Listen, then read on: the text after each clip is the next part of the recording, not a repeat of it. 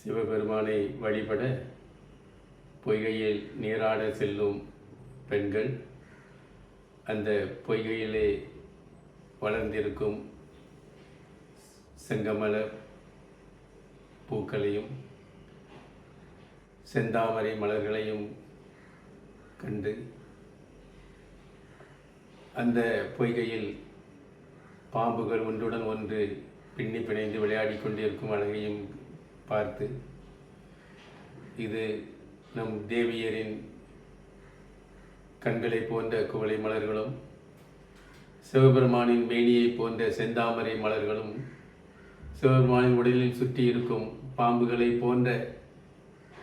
இந்த பாம்புகள் இங்கு விளையாடி கொண்டிருப்பதும்